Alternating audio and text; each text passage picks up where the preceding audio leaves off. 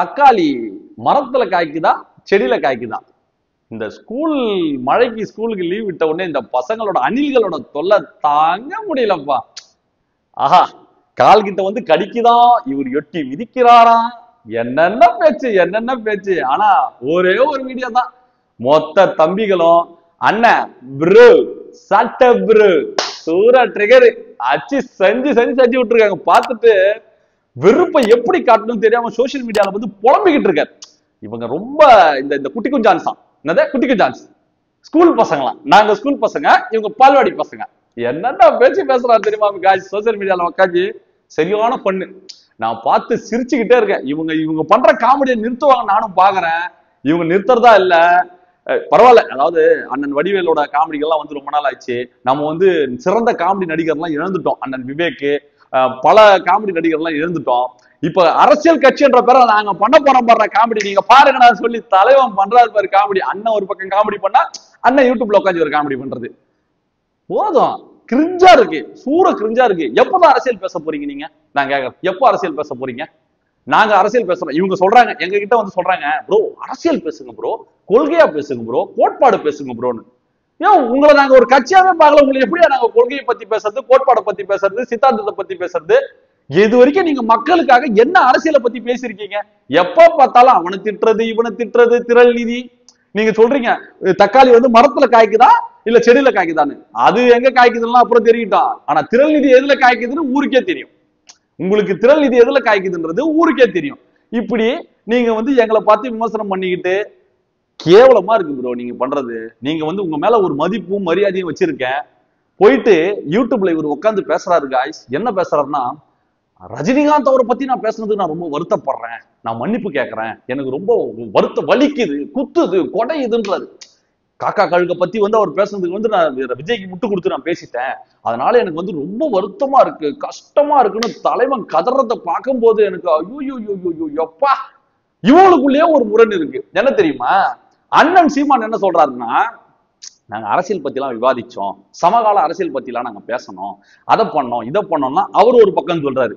தம்பி இவரு யூடியூப்ல வந்து உட்காந்துட்டு வேட்டையன் படத்துக்கு வாழ்த்து சொன்னாரு, மரியாதை நிமித்தமா வந்து போன் பண்ணி எங்களை பாராட்டினாரு, நீ உடனே வந்துரு தம்பி, நான் பாச்சா சேரணும்னு ஒச்சா கால ரஜினிகாந்த் அவர்கள் இன்னதுனால இவர் ஓடினாராம். இவர் இப்படி ஒரு கதை கட்டுறாரு.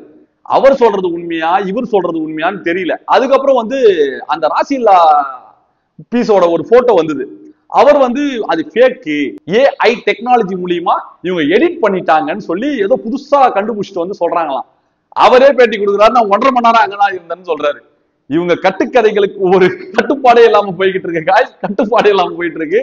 மாத்தி மாத்தி பேசிக்கிட்டு இன்னும் எவ்வளவுதான் நீங்க எக்ஸ்போஸ் ஆக போறீங்க எனக்கு ஒண்ணுமே புரியல. மாத்தி மாத்தி நீங்க இப்படி பொய் பேசிக்கிட்டு இருந்தா உங்களுக்கு வரக்கூடிய கஷ்டப்பட்டு நொந்து நூலாகி அண்ணன் சேர்த்து வச்ச அந்த 30 லட்சம் ஓட்டு 8.2% ஓட்டை நீங்க நாஸ்தி பண்ணி காலி பண்றீங்க போல இருக்கு.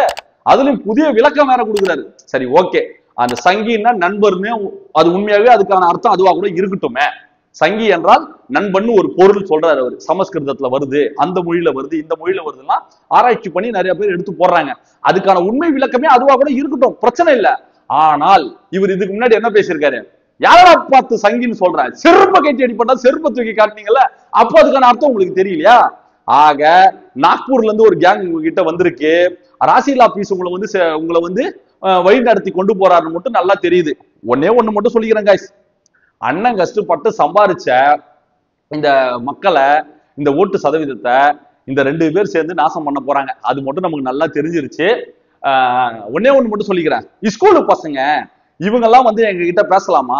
கலெக்டர் லீவ் அனௌன்ஸ் பண்ணதுல இருந்து இவங்களுக்கு பிடிக்க முடியலன்றாரு. ஸ்கூலு பசங்க ஓட்டு போட்டுதான் நூத்துக்கணக்கான கவுன்சிலர்கள், ஊராட்சி மன்ற தலைவர்கள், பெரிய பெரிய பதவி பத்தி எல்லாம் பேசணும், அதெல்லாம் உங்களுக்கு என்னன்னே தெரியாதுன்னு வச்சுங்களேன். வார்டு மெம்பர் ஜெயிச்சிருக்கீங்களா? நான் கேக்குறேன், வார்டு மெம்பர் ஜெயிச்சிருக்கீங்களா? ஸ்கூல் பசங்க ஓட்டு போட்டுதான் இவ்வளவு பேர் ஜெயிச்சாங்களா? எங்கள் தலைவரின் முகத்தை காட்டி நாங்க ஜெயிச்சிருக்கிறோம். நீங்க எல்லாம் வந்து எங்களை பார்த்து ஸ்கூலு பசங்கன்னு சொல்றீங்க. வேடிக்கையா இருக்கு. ஆக்கப்பூர்வமான அரசியலை பத்தி பேசுங்க, ஆக போற அரசியலை பத்தி பேசுங்க. நீங்க திமுக எதிர்த்து இது வரைக்கும் பார்க்கல. தலைவர் மாநாடு போட்ட நாள்ல இருந்து இன்னைக்கு வரைக்கும் மலான்னு நீங்க அதை பத்தியே தான் பேசிக்கிட்டு இருக்கீங்க. திமுக எதிர்ப்பை பத்தியோ பிஜேபி எதிர்ப்பை பத்தியோ நீங்க பேசல. நீங்க எப்போ சங்கி என்றால் நண்பன் சொன்னீங்களோ அப்பவே நாக்பூர்ல நீங்க ஐக்கியம் ஆயிட்டீங்கன்னு அர்த்தம். இனிமே உங்களை பத்தி பேசி ஒரு நிமிஷம் கிடையாது. உங்களோட தாய் கழகத்துல போய் நீங்க சேர்ந்துட்டீங்க, புரியுதுங்களா? இனிமே அகில இந்திய தலைவர், நாம் தமிழர் அகில இந்திய கட்சியோட தலைவரே மோடி தான், புரியுதுங்களா? இனிமே உங்களை பத்தி பேசி எங்களுக்கு ஒரு பயனும் கிடையாது. இவங்க காமெடி எல்லாம் வந்து ஒரு பக்கம் வச்சிருங்க கைஸ். இவங்க காமெடி, இவங்களோட நகைச்சுவை திறன்லாம் ஒரு பக்கம் இருக்கட்டும், அது நம்ம ஒதுக்கிடுவோம். நேற்று ஒரு சிறப்பான சம்பவம் நடந்திருக்கு. அந்த மாநாட்டுக்கு நிலம் கொடுத்த விவசாய மக்களை கூப்பிட்டு தலைவர் வந்து அவங்கள கௌரவப்படுத்தி மரியாதைப்படுத்தி விருந்து கொடுத்து தங்க மோதிரம் கொடுத்து சொன்னாங்க, கோல்டு காயின் எல்லாருக்கும் கொடுக்குறாரு. ஏன்னா அவர் பண்ணண்டா, அவர் கொடுப்பாருடா, உங்களுக்கு எங்கடா எரியுதுன்னு நம்ம கேட்கலாம் இல்லையா? பணம், சொந்த பணம், திரள் நிதி எல்லாம் கிடையாது, சொந்த பணத்தை போட்டு அவர் சம்பாதிச்ச பணத்துல ஏழை எளிய மக்களுக்கு உதவி பண்றாரு, விவசாய மக்களுக்கு மரியாதை பண்றாரு. அங்க இருக்கிற ஒவ்வொருத்தரும் வந்து அந்த மீடியால பேசுறதெல்லாம் பார்க்கும்போது அவ்வளவு நெகிழ்ச்சியா, அவ்வளவு மகிழ்ச்சியா இருந்தது எனக்கு. அது பார்க்கும்போது வந்து உணர்வுபூர்வமா பேசுறாங்க ஒவ்வொருத்தரும். வந்து எங்களை இது வரைக்கும் இந்த மாதிரி யாரும் நாகரிகமா மரியாதையா நடத்துனது கிடையாது. பல மாநாட்டுகளுக்கு வந்து நாங்க இடத்த கொடுத்துருக்கோம், பட் இந்த அளவுக்கு யாரும் எங்களை வந்து மரியாதை பண்ணது கிடையாது. மாநாட்டுக்கு ஒரு நாளைக்கு முன்னாடி 2 நாளைக்கு முன்னாடி எங்களுக்கான சேர வேண்டிய அந்த பணத்தொகையும் கொடுத்து செட்டில்மெண்ட் பண்ணிட்டாங்க. மாநாடு முடிந்த பிறகும் கூப்பிட்டு எங்க கிட்ட பேசி எங்க கூட இருந்தது எங்களுக்கு ரொம்ப ரொம்ப மகிழ்ச்சியா இருக்கு. எங்களோட ஆதரவு மொத்தமே எங்க விஜய்க்கு தான், எங்களுக்கு விஜய் மேல நம்பிக்கை இருக்குன்னு பல பேர் பேசுறத கேட்கும் போது, அந்த புகைப்படத்தெல்லாம் பார்க்கும்போது ரொம்பவே மகிழ்ச்சியாக இருக்கு. இன்னும் நாம் உழைக்க வேண்டும், மக்கள்கிட்ட நம்ம கொள்கைகளை கொண்டு போய் சேர்க்க வேண்டும், அந்த கடமை நம்ம கிட்ட இருக்கு. இவங்க பண்ற காமெடி எல்லாம் சோசியல் மீடியாவோட இவங்களை வந்து நீங்க அவாய்ட் பண்ணிடுங்க. கொத்து கொத்தாக, எப்படி கொத்து கொத்தாக மற்ற கட்சிகள்ல இருந்து தங்களை வந்து அவங்க வந்து நம்மளோட தமிழக வெற்றி கழகத்துல இணைத்துக்கிறத நம்மளால பார்க்க முடியுது. சோசியல் மீடியால ஒவ்வொரு மாவட்டங்கள்ல இருந்தும் மாற்று கட்சியில இருந்து வந்துகிட்டே இருக்காங்க. வந்து அவங்க ஆர்வமா தன்னை இணைச்சிக்கிறத பார்க்கும்போது ஒரு கட்சி வந்து 2026ல காலி ஆக போகுதுன்னு மட்டும் எனக்கு நல்லாவே தெரியுது. ரொம்ப சந்தோஷமா இருக்கும் காய்ஸ். வாங்க தொடர்ந்து பாடுபடுவோம். 2026 வெற்றியை நோக்கி நம்ம பயணிப்போன்றதை இந்த இடத்துல நான் சொல்லிக்கிறேன். தயவு சப்ஸ்கிரைப் பண்ணுங்க. சப்ஸ்கிரைப் பண்ணிட்டு பாத்தீங்கன்னா என்னை இன்னும் உற்சாகப்படுத்தும், ஊக்கப்படுத்தும் என்பதை சொல்லி விடைபெறுகிறேன். நன்றி, வணக்கம்.